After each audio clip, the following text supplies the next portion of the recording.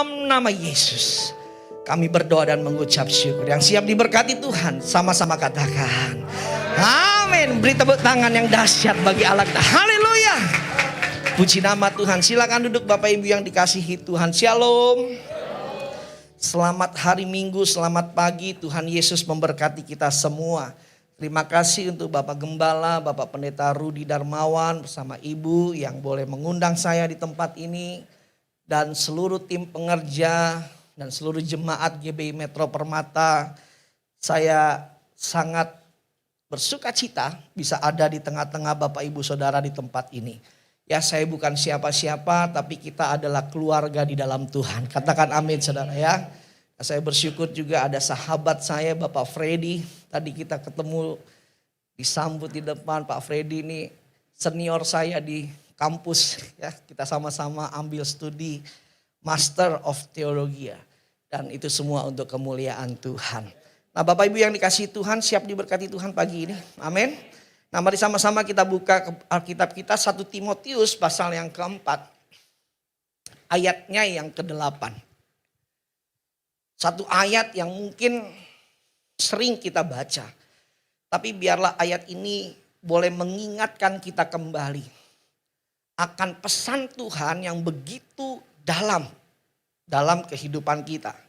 Nah saya beri judul khotbah ibadah yang pertama ini adalah miliki roh yang kuat. Sama-sama katakan roh yang kuat. Lebih dahsyat sekali lagi 1, 2, 3. Roh yang kuat. Amin. Nah Bapak Ibu ingat baik-baik bahwa manusia itu terdiri dari 3 unsur. Tubuh, jiwa, dan roh.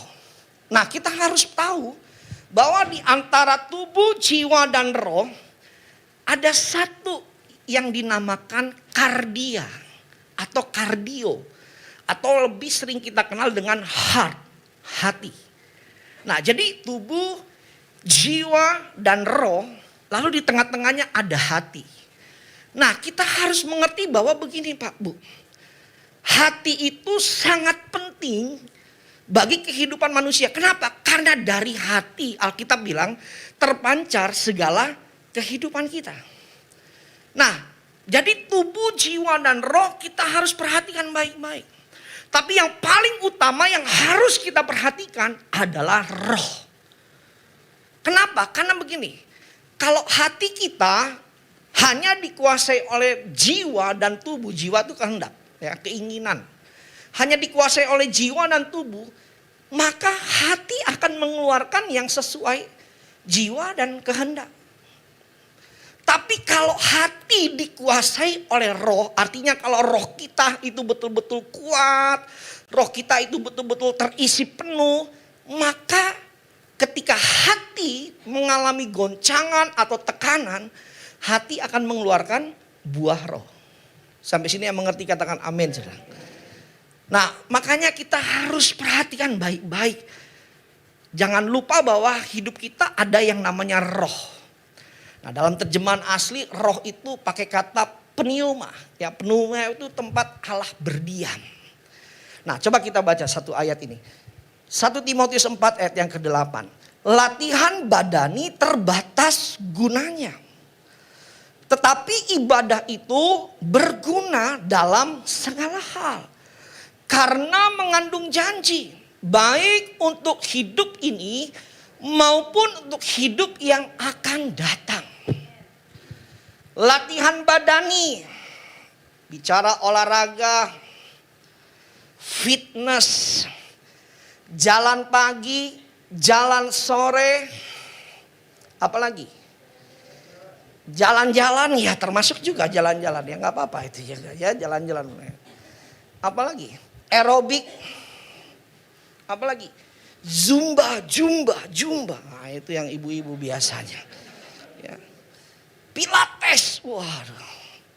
Apalagi ya olahraga naik turun tangga, itu olahraga juga. Nah Alkitab bilang apa? Tidak salah ya, itu baik. Tapi terbatas.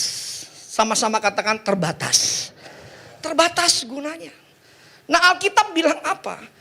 ibadah itu berguna dalam segala hal. Artinya ibadah itu punya dampak yang tiada batas. Ibadah itu boleh dikatakan adalah makanan roh kita.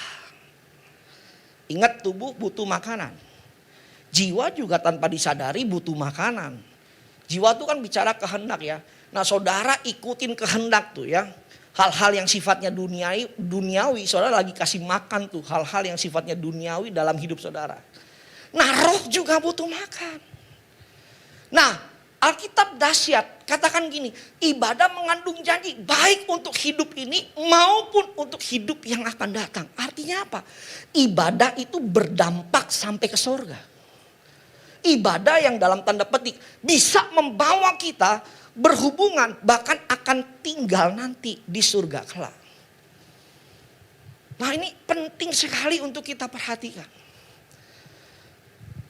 Satu kali saya khotbah di satu tempat. Di salah satu ibadah raya. Waktu saya maju ke depan untuk khotbah, ada satu bapak duduk di kursi paling depan. Nah saya perhatikan bapak ini dari awal ibadah. Ya, itu no expression. Jadi hanya ya biasa aja, bahkan nyanyi pun kalau saya lihat juga rasanya nggak nyanyi-nyanyi gimana-gimana banget, biasa aja. Waktu dengar khotbah, dia duduk di kursi depan, soalnya dia pangku tangan begini, agak sedikit nyenderan. Nggak ada ekspresi mukanya. Bahkan cenderung mukanya wafer, tahu wafer? Wajah ferang. Oh iya, waduh tegang, saya pun udah pancing-pancing jemaat untuk interaktif. Ini bapak diam aja. Waduh. Tapi apa yang terjadi? Selesai khotbah, saya ajak jemaat untuk nyanyi satu lagu. Kemudian kita berdoa menyembah Tuhan lagi. Bapak yang di depan ini, yang tadinya gak ada ekspresi, badannya tinggi besar, waktu menyembah Tuhan nangis sesegukan. Saya kaget. Langsung sontak saya turun dari mimbar. Lalu saya pegang pundak belakangnya, saya doakan, saya peluk saudara. Peluknya juga agak begini, saya jinjit saudara. Karena bapaknya kan tinggi sekali. Sampai saya panggil pengerja, tolong. Usut punya usut. Bapak ini sedang mengalami masalah yang begitu berat dalam kehidupannya. Saudara, seorang bapak punya badan tinggi, besar, gagah. Ke gereja kalau duduk begini. Tapi di hadirat Tuhan, rohnya dilawat Tuhan. Saudara dengar baik-baik. Tanpa kita sadari mungkin kita masih bisa terlihat baik dari luar. Istri-istri, engkau masih bisa tersenyum depan anak-anakmu. Engkau masih bisa tertawa depan suami dan anak-anak. Tapi siapa yang tahu ketika suami tidak ada di rumah, anak-anak tidak ada di rumah, engkau sendiri di rumahmu, engkau menangis, meneteskan air mata, bahkan engkau menjerit di hadapan Tuhan. Suami-suami engkau masih bisa terlihat gagah depan istri dan anak-anakmu. Tapi ketika tidak ada istri di sampingmu dan anak-anakmu, engkau pun juga bisa meneteskan air mata. Kenapa? Karena tekanan yang begitu berat. Nah kita buka satu ayat lagi, 2 Timotius 3 ayat 1. 2 Timotius 3 ayat yang ke-1. Ketahuilah bahwa pada hari-hari terakhir akan datang masa yang mudah. Hah? Masa sih? Coba kita ulang lagi. Ketahuilah bahwa pada hari-hari yang terakhir akan datang masa yang sukar. Kita ada di hari-hari terakhir. Kata sukar bahasa aslinya itu chalepos dalam bahasa Yunani. Nah, ini Pak Freddy lebih tahu, ini lebih senior saya, lebih pinter dari saya. Saya banyak belajar dari Pak Freddy. Chalepos kata sukar. Nah chalepos itu punya arti begini. Satu keadaan yang menekan hidup kita sehingga kekuatan kita akan dipaksa menjadi lemah. Nah, itu arti dari kata sukar. Calepos. Saudara masih bisa terlihat kuat sebagai orang Kristen, sebagai orang percaya. Rasanya saudara berapi-api, menggebu-gebu ya. Tapi tunggu dulu. Ketika calepos itu datang, satu keadaan yang menekan jiwa saudara, seolah-olah kekuatanmu dipaksa untuk menjadi lemah. Nah, itu yang sedang terjadi di hari-hari terakhir ini. Berapa banyak dulu kita berapi-api Pak Bu, menyala-nyala, melayani giat, ibadah giat, kemana-mana giat. Tapi di hari-hari terakhir ini ada goncangan menimpa hidup kita. Apakah kita masih tetap kuat atau tidak? Nah, ini sedang terjadi. Nah, untuk itu kita harus tetap memiliki roh yang kuat. Setuju, katakan amin. Perhatikan perkara-perkara rohani, bukan hanya perkara-perkara duniawi. Tempatkan perkara rohani lebih tinggi daripada perkara duniawi. Supaya apa? Supaya kita kuat. Kalau mau digambarkan, kita ada di lap terakhir, lintasan terakhir. Lintasan terakhir itu menentukan. Yang dibutuhkan hari-hari ini saudara, bukan bicara kecepatan, tapi bicara kekuatan. Setuju, katakan amin. Endurance, kedaya tahanan, iman, roh kita. Bukan bicara siapa lebih dulu, siapa yang di belakang. No, tapi ini bicara siapa lebih kuat untuk bertahan. Itu penting. Nah, kita lihat saudara. Galatia 5 ayat yang ke-22-23. Nah, waktu roh kita kuat, maka Roh Kudus akan membantu kita untuk memproduksi buah-buah roh dalam hidup ini. Amin. Galatia 5 ayat 22 sampai 23. Kita lihat. Tetapi buah roh ialah apa? Kasih, sukacita, damai sejahtera, kesabaran, kemurahan, kebaikan, kesetiaan, kelemah lembutan, penguasaan diri. Tidak ada hukum yang menentang hal-hal itu. Pak, Bu, tujuan kita sebagai orang percaya adalah menjadi murid Kristus. Dan di dalam menjadi murid Kristus itu ada keserupaan dengan Kristus. Keserupaan dengan Kristus itu berbicara apa? Waktu hidup kita bisa menghasilkan buah-buah roh dalam kehidupan ini.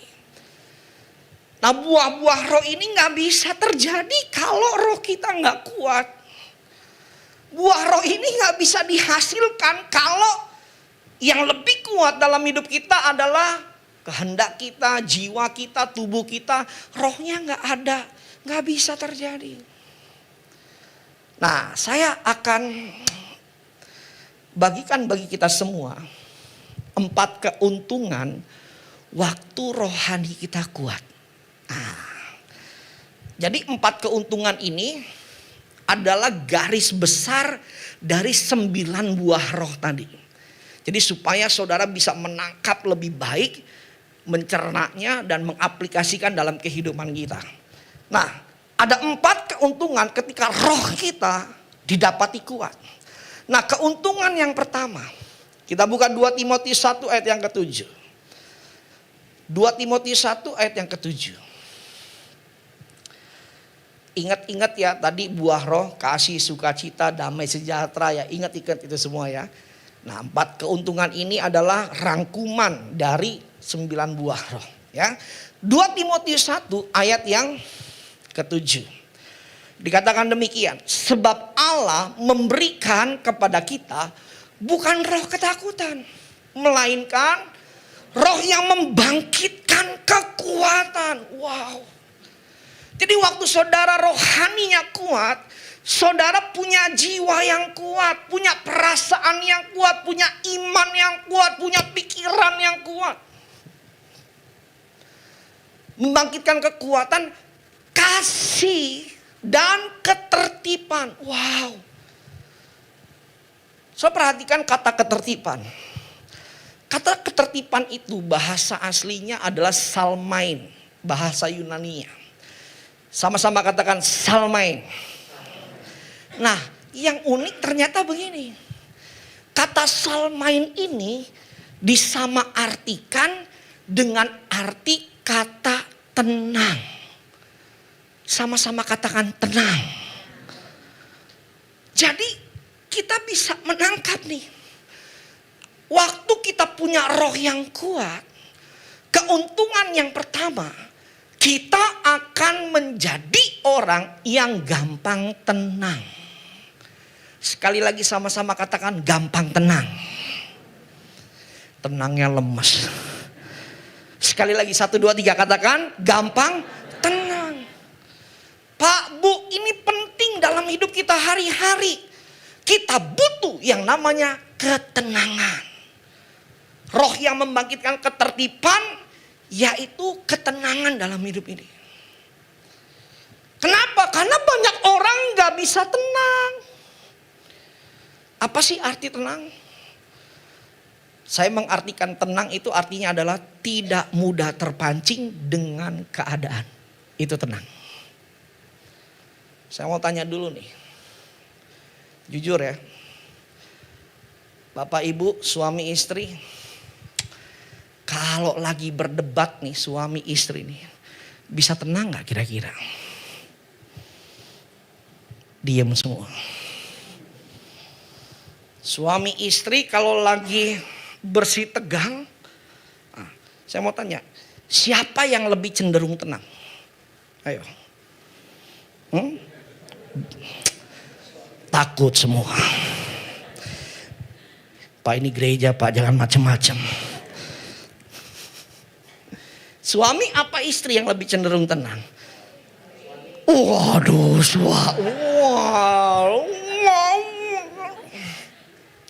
Aduh Pak Pendeta, aduh Pak Pendeta, aduh saya tuh nggak tahan di rumah Pak Pendeta, aduh Pak Pendeta, aduh ngadepin istri saya Pak yang modelnya kenapa Pak, aduh modelnya Pak, aduh udah kayak gerbong kereta api, loh kok gerbong kereta api kenapa, aduh Pak ada kalau ngomong udah cerai, tatu, aduh Pak ada kalau teriak di rumah Pak, duit, susah, duit,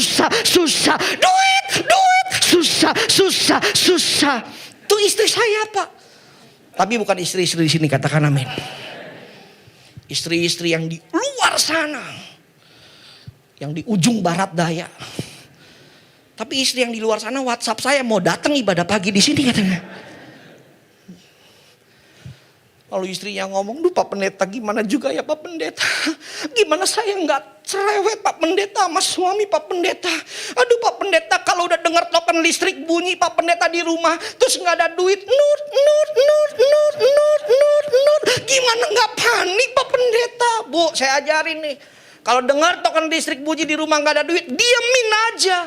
Terus Pak ntar juga mati sendiri. Selesai. Biarin aja. Gelap dong Pak, nggak apa-apa menggenapi firman Tuhan. Kejadian 1 ayat 1. Pada mulanya gelap gulita, selesai. Beres. Yang penting jangan ribut. Amin. Aduh. Ya itu tuh. Tapi sekali lagi nih istri-istri yang di luar sana. Saya punya sahabat dekat, Kombes di Mabes Polri. Oh, dia ngerti tuh jenis-jenis tembakan, ya pistol modelnya yang seperti apa. Soalnya saya bisa gambarin tuh ya. Kalau istri-istri itu gini, kalau suami-suami itu ibarat kata senjata seperti pistol itu suami. Kalau lagi ngobrol atau lagi debat, tembakan ini, dor, itu suami. Kalau istri senjata otomatis sekali pencet, semua kenapa?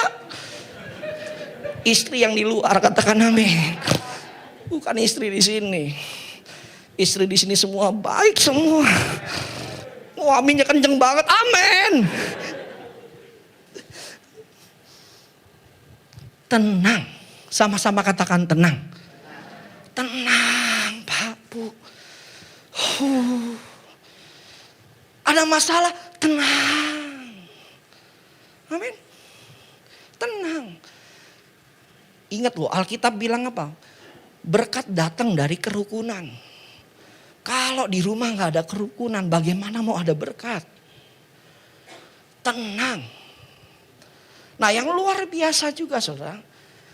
Saudara, waktu kita tenang, kita bisa berjumpa dengan mujizat Tuhan. Amin. Amin.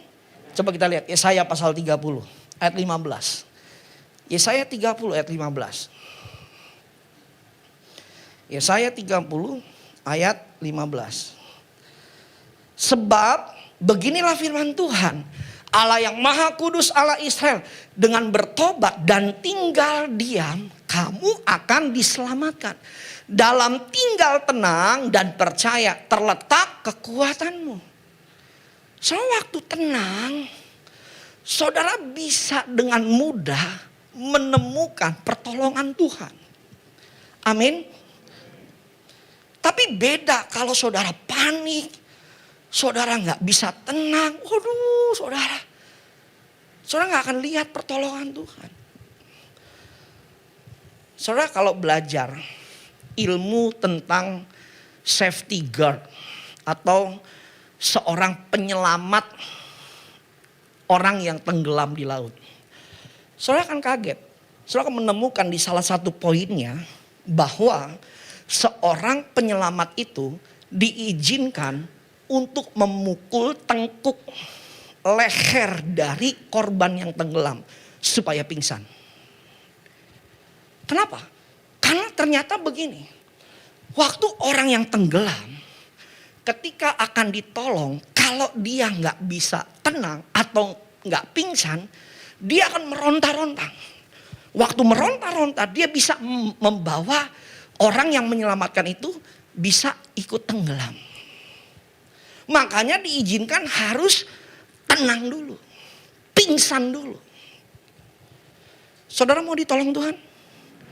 Pingsan. Oh, ini benar. Pingsan dulu. Tenang maksudnya. Tapi berapa banyak kita gak tenang, panik, ngerendeng, waduh. Satu kali Yesus sama murid-muridnya nyebrang danau Galilea. Naik sebuah perahu. Nah, ketika mereka ada di tengah danau, lalu timbullah angin sakal. Nah, saudara harus mengerti bahwa begini. Danau Galilea itu bentuknya seperti bowl atau mangkok. Ya, itu lebih besar dari Danau Toba, saudara ya. Itu panjangnya 24 sampai 25 km. Nah, yang unik adalah begini. Danau Galilea karena bentuknya bowl seperti mangkok, itu dikelilingi oleh bukit-bukit, gunung-gunung batu, saudara. Dan terdapat 3 perbatasan negara di Danau Galilea. Negara Suriah ya atau Syria, negara Lebanon dan Israel. Nah, karena bentuk geografisnya dikelilingi oleh bukit-bukit, saudara. Kalau angin masuknya gampang, keluarnya susah. Kenapa keluarnya susah? Karena celah-celahnya cuma sedikit. Nah, karena keluarnya susah, jadi angin kalau masuk ke Danau Galilea hanya muter-muter aja di dalam danau itu. Ingat tadi bentuknya seperti mangkok. Nah, karena muter-muter, itulah yang menyebabkan angin sakal. Nah, makanya jangan anggap remeh angin, saudara. Ya, angin biar nggak kelihatan, tapi kadang suka mengecohkan kita. Ya. Hati-hati dengan orang yang buang angin. Kita kira dari kiri, nggak tahu dari kanan. Begitu. Tapi Indonesia hebat, saudara. Cuma satu-satunya negara yang bisa tolak angin. Itu Indonesia. Negara barat boleh punya teknologi dan lain sebagainya, mereka nggak bisa usir angin. Ya, badai Katrina itu nggak bisa diusir. Indonesia tolak angin, hebat. Nah, saya lanjutin. Waktu ada angin sakal, Yesus dan murid-muridnya di dalam perahu. Saya mau tanya, Yesus ngapain? Yesus ngapain? Tidur. Terjemahan aslinya, Yesus dalam keadaan yang tenang. Pak, Bu, hebat ya. Di tengah-tengah angin sakal, di tengah-tengah perahu yang digoncang-goncangkan, Yesus bisa tidur. Kenapa Yesus bisa tidur? Karena ternyata begini, Yesus punya roh yang kuat. Hatinya Yesus tahor atau tahir, bersih. Orang yang rohnya kuat, hatinya bersih, Pak. Kenapa? Karena dibersihkan oleh Roh Kudus setiap hari. Dan kalau hatinya bersih, pikirannya bersih, dia bisa jadi orang yang tenang setiap hari. Setuju, katakan amin. Kenapa? Karena rohnya kuat. Makanya waktu baca firman, roh lagi membersihkan kita.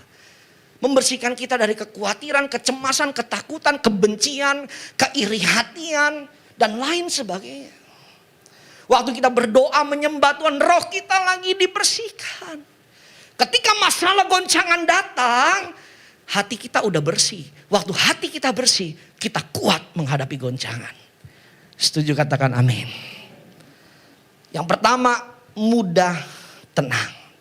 Yang kedua, keuntungan ketika roh kita kuat, kita akan jadi orang yang gampang mengucap syukur. Sama-sama katakan mengucap syukur. Wah, ini penting, saudara. Saudara, lawan kata dari mengucap syukur adalah mengeluh. Saya mau beritahu buat saudara, mengucap syukur itu artinya kita setuju dengan Tuhan.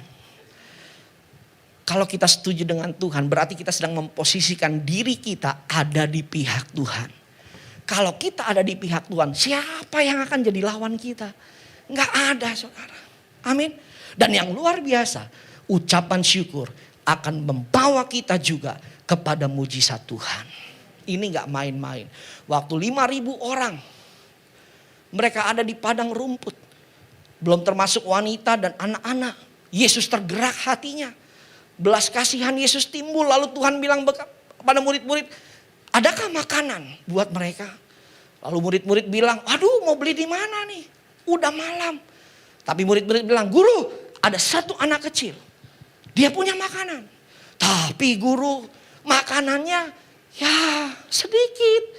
Bagaimana bisa untuk 5.000 orang ini? Ada berapa? Cuma 2 ikan, 5 roti. Bagaimana bisa? Lalu Yesus bilang apa? Sini. Ambil makanan itu. Apa yang Yesus lakukan? Yesus angkat, lalu Yesus ucapkan syukur. Ketika Yesus ucapkan syukur, disitulah mujizat terjadi. Ada mujizat pelipat gandaan. Saudara, waktu engkau kekurangan, waktu engkau alami kehilangan, tetaplah mengucap syukur. Karena di balik ucapan syukur ada mujizat pelipat gandaan. Hal yang paling menyenangkan Tuhan adalah ucapan syukur, saudara. Amin. Mengucap syukur dalam segala hal, itulah yang dikehendaki Tuhan. Satu kali, ini sekitar tahun-tahun 2013-2014. Saya pelayanan di salah satu gereja, tapi waktu itu bukan khotbah. Saya hanya diundang untuk doa syafaat. Karena waktu itu ada acara gabungan mau bikin acara KKR anak-anak muda. Nah, saya datang, saya pulang dari kantor, mampir, bawa motor. Waktu sampai di gerejanya, saya doa syafaat. Saya doa saudara untuk Indonesia, untuk Jakarta. Waktu itu wilayah Jakarta Timur. Tahu saudara, saya doanya untuk orang-orang yang belum kenal Tuhan, yang hidupnya di luar Tuhan, saya doakan. Tuhan, biar belas kasihan-Mu menjamah jiwa-jiwa. Menjamah orang-orang yang belum kenal Tuhan, yang belum bertobat. Tuhan berikan pertobatan. Tuhan jamah perampok-perampok, pencuri-pencuri, preman-preman, orang-orang jahat. Tuhan jamah. Belas kasihanmu turun atas mereka. Itu doa saya, saudara. Selesai, amin. Waktu amin, saya izin pulang duluan. Karena sudah agak malam, besok saya harus kerja. Waktu saya pulang, saudara, buka pintu gereja. Di parkiran motor, saya bengong. Saya celingak-celinguk, kiri kanan. 2 menit saya baru sadar, motor saya hilang, saudara. Aduh, saudara. Lalu jemaat yang lain keluar, anak-anak muda yang lain. Kak, kok belum pulang? Motor saya hilang. Aduh, Kak. Aduh, saudara, itu lemes saya, saudara. Aduh, udah hatinya sek, dengkul kopong rasanya, saudara. Itu duduk di anak tangga, diambil minum air putih, lemes. Kenapa lemes? Karena begini, saudara. Itu motor, saudara, saya kredit 3 tahun 576.000 tiap bulan, saya pakai keringat saya, saudara. Dan yang paling bikin nyeseknya, saudara, karena saya ada berkat, jadi 3 bulan yang lalu saya lunasin sebelum habis kredit, penaltiin, saudara. Jadi itu baru selesai kredit, ibarat kata saya kredit motor untuk orang lain, kan begitu. Aduh, saudara. Aduh, nyesek, saudara. Aduh, teman-teman bilang, datang teman-teman cool saya. Aduh, Chris, tenang ya. Sabar ya. Tenang ya, ini yang terbaik dalam hati ya. Lu enak ngomong begitu, lu sabar aja lu. Aduh, rasanya. Aduh, saudara. Tapi hari itu teman-teman saya menghibur saya, saudara. Chris, ayo kita makan dulu. Saya diajak makan di Mangga Besar, saudara, untuk nenangin diri saya. Itu ada kue tiaw enak di Mangga Besar. Kue tiaw 68. Enak, saya tahu itu rasanya enak. Tapi malam itu gak enak banget, saudara. Waktu nyendok makanannya 576.000 sebulan hilang. Aduh. Lalu saya pulang ke rumah, saudara. Nah, ini masih baik pencurinya ninggalin helm sama jaket. Jadi saya pulang ke rumah bawa helm sama jaket doang. Ibu saya kaget. Hah, mana motornya? Oh, saya bilang dicuri orang. Lalu mama saya bilang gini, ya sudah, ayo masuk, kita berdoa. Saudara, kita berdoa malam itu. Kita angkat satu pujian. Ku naikkan syukurku buat hari yang kau beri. Tak habis-habisnya kasih dan rahmat. Hari ini saya nyanyinya enak. Tapi hari itu penuh air mata, saudara. Nangis. Besok pagi bangun, bingung mau kerja naik apa. Tapi mama saya bilang, ini udah pakai motor mama. Hah? Motor mama? Iya gak apa-apa. Pakai. Tahu saudara motor mama saya motor apa? Motor Honda The Legend. Tahu Honda The Legend? Honda legenda, saudara. Itu waktu saya ke kantor naik. Masih menang bajai kemana-mana. Aduh, saudara. 3 bulan saya naik motor itu, saudara. Tapi naik motor Honda The Legend, saya sambil mengucap syukur, menyembah Tuhan. How great is our God, sing with me how great is our God. 3 bulan, saudara. Apa yang terjadi setelah 3 bulan lewat, saya juga gak pernah kepikiran. Tiba-tiba ada orang memberkati saya. Chris, beli mobil. Mana uangnya? Beli mobil. Dikasih uang oleh jemaat Tuhan. Tepuk tangan bagi. Oh, haleluya. Haleluya. Di balik ucapan syukur ada mujizat. Amin. Siapa yang mau dapat mobil? Loh, kan gak jadi? Turun lagi. Siapa yang mau dapat mobil? Siapa yang mau hilang motor?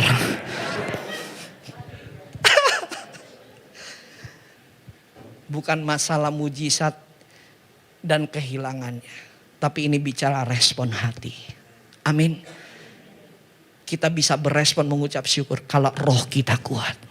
Tepuk tangan bagi Tuhan. Yang ketiga, waktu kita punya roh yang kuat, kita akan jadi orang yang gampang taat. Sama-sama katakan gampang taat. Taat, saudara. Nah, taat juga itu bicara apa? Bicara roh. Hati yang dipenuhi dengan Roh Kudus. Waktu kita taat, saya percaya tangan Tuhan, pertolongan Tuhan, mujizat Tuhan bekerja atas setiap kita. Abraham taat. Kenapa? Karena punya roh yang kuat. Nah, lalu yang keempat, yang terakhir, saya minta pemain musik boleh maju ke depan. Yang keempat, yang terakhir, Waktu kita punya roh yang kuat, kita akan menjadi orang yang gampang mengasihi. Sama-sama katakan mengasihi. Lebih keras 1, 2, 3. Mengasihi. Amin saudara. Mengasihi. Suami istri mengasihi. Orang tua anak mengasihi. Sesama pelayan Tuhan mengasihi. Sesama rekan-rekan kerja di kantor mengasihi saudara. Kalau kita punya roh yang kuat. Di dalam mengasihi itu bicara apa? Mudah mengampuni saudara. Mudah mengampuni. Ya. Suami istri, apakah kita juga bisa mudah mengampuni? Atau maaf, kita masih ingat kesalahan pasangan kita? Orang tua, anak orang tua, apakah kita bisa mengasihi? Susah Pak Pendeta, susah Pak. Betul Bu, susah kalau gak ada Roh Kudus dalam hidup kita. Tapi mudah kalau ada Roh Kudus dalam hidup kita. Amin.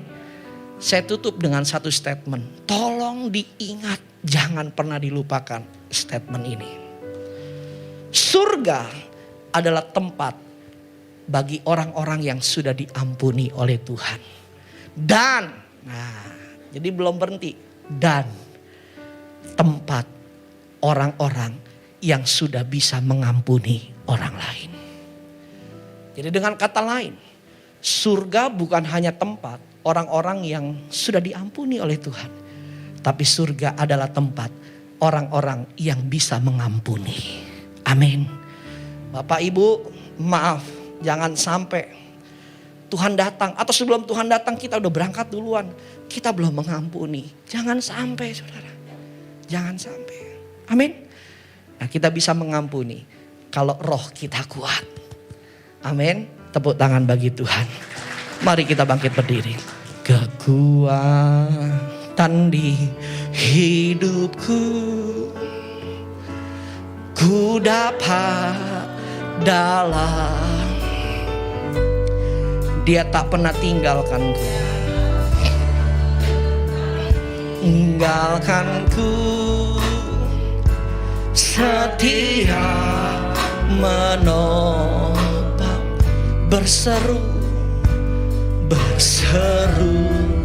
berharap dalam. Satu kali lagi saudara katakan pujian ini. Kekuatan di hidupku, kekuatan di hidupku, Jesus, ku dapat dalam Yesus. Dia tak pernah tinggalkanku,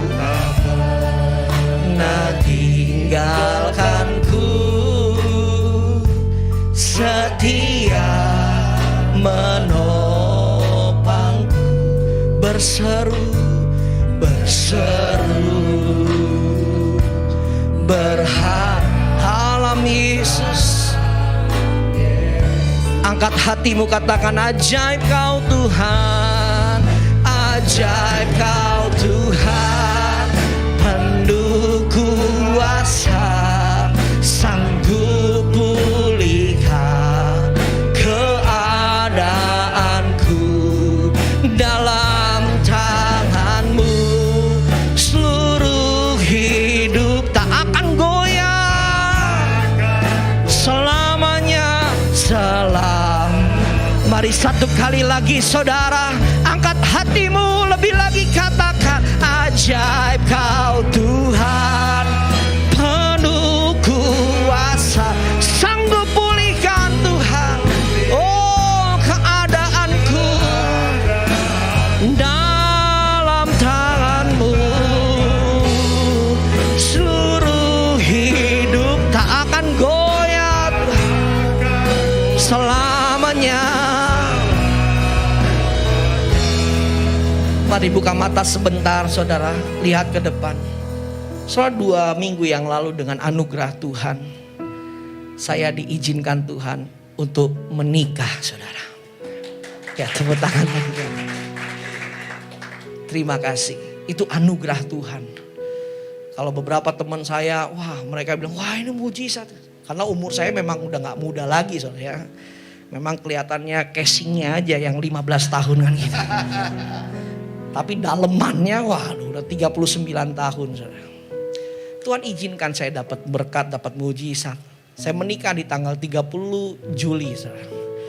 Kami berbahagia, kami mengucap syukur. Tapi apa yang terjadi 4 hari setelah kami menikah, ayah saya dipanggil Tuhan, meninggal. Itu waktu kami sedang ada di luar kota, kami sedang menikmati, orang bilang bulan madu. Di hari keempat, ayah saya meninggal. Dengan hancur hati kami dengar berita itu. Tapi hari itu kami bersyukur, kami bisa tetap kuat dalam Tuhan. So saya punya kebiasaan setiap hari, sesibuk-sibuknya saya selalu mencari Tuhan. Kenapa? Karena ini udah kebiasaan diajarkan oleh mentor saya ketika saya lahir baru dari tahun 2002. Dia bilang, Kris, sesibuk-sibuknya kamu, jangan lupa kamu saat teduh cari Tuhan. 22 tahun itu saya praktekkan sampai hari ini. Saudara, 2 minggu lalu saya alami kebahagiaan. Tapi beberapa hari kemudian saya alami kedukaan. Tapi yang luar biasa, di dalam Tuhan bukan bicara peristiwanya, tapi di dalam Tuhan bicara respon hatinya. Waktu engkau punya roh yang kuat, apapun peristiwanya, mau peristiwa suka, mau peristiwa duka, engkau punya respon yang benar di hadapan Tuhan. Amin. Tundukkan kepala. Ajaib kau Tuhan, penuh kuasa. Jesus Tuhan, keadaanku Tuhan dalam tangan-Mu. Seluruh hidup tak akan goyah selamanya. Angkat tanganmu saudara, angkat hatimu. Ajaib kau Tuhan, penuhku. Tuhan bangkitkan umat-Mu di tempat ini. Bangkitkan setiap roh anak-anak-Mu Tuhan. Bangkitkan setiap iman anak-anak-Mu. Bangkitkan rohani anak-anak-Mu Tuhan. Suami-suami dibangkitkan Tuhan. Istri-istri dibangkitkan Tuhan. Anak-anak muda dibangkitkan Tuhan. Mari berdoa dalam roh 1 menit saudara. Bangkitkan rohmu saudara. Apapun keadaanmu, penuh Roh Kudus, penuh firman Tuhan, penuh hadirat Tuhan. Kejar Tuhan lebih lagi hari-hari ini saudara. Kejar Tuhan lebih lagi saudara. Urapi umat-Mu Tuhan. Urapi baris depan, tengah, belakang. Terima dalam nama Yesus.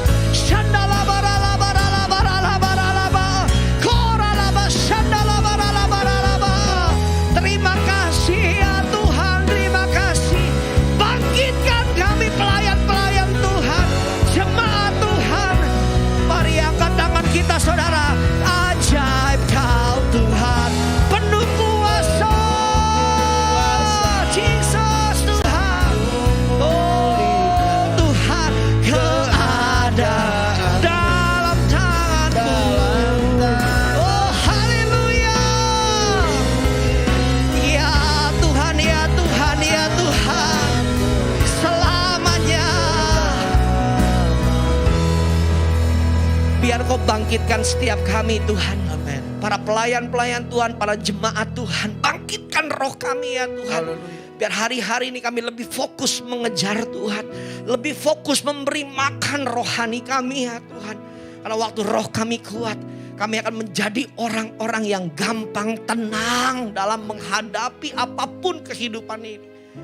Waktu roh kami kuat, kami akan menjadi orang yang gampang mengucap syukur dalam keadaan apapun.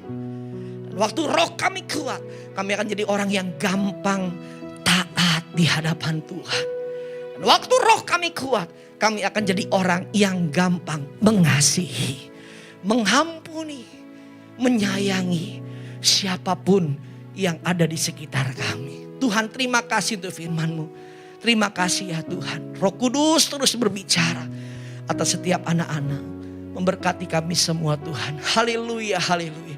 Dalam tangan-Mu seluruh hidupku akan goyang selamanya. Tak akan goyah selamanya. Tak akan goyah selamanya. Berikan kemuliaan bagi Tuhan. Haleluya. Jemaat kami persilakan duduk.